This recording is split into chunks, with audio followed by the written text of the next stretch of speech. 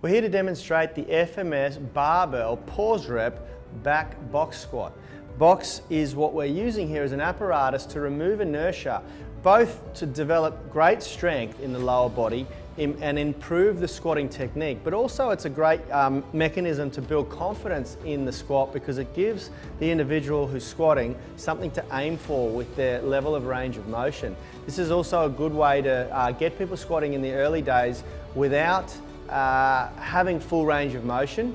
At the moment we're using it in the program as an overload technique to help blast through plateaus, because when we pause on the box we actually remove the stretch reflex contraction in the hamstrings and the lower body, which makes it a little bit harder to come back up out of that bottom position. So what we're going to do here, and I want you to pay special attention, is we're not going to allow Kalisha to actually relax and disengage the muscle systems when she sits down on the box. We're going to use it as a measure of where she's going to pause and hold contraction in the lower extremities, the legs, and then have to generate excessive amounts of force to get her body back up out of that bottom position again. So we've got Kalisha here. She's going to adopt a high bar position, so just pausing there for a sec.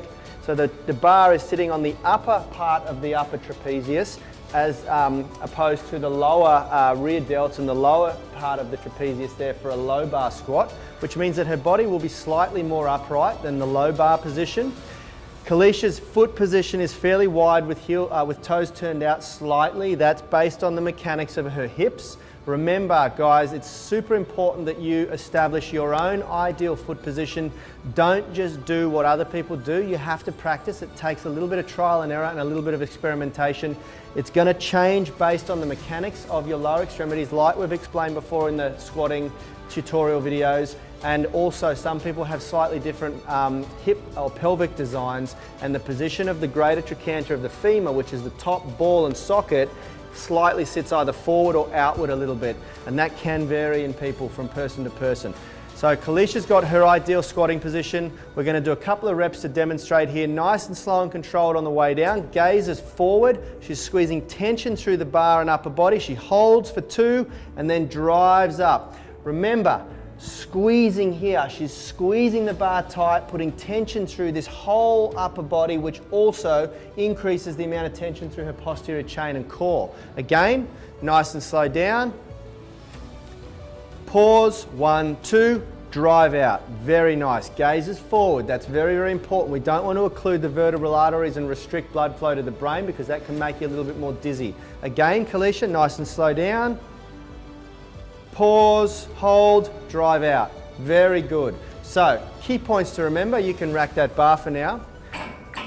We always, when we're squatting with a barbell, we use the bar to create force through the upper body. The more tension she can put through the scapula here, the more likelihood she's going to create rigidity through that whole core. Remember, from the 12th rib to the pelvis, there's very little supporting the spine except the muscle system, so we have to engage them and get them nice and tight.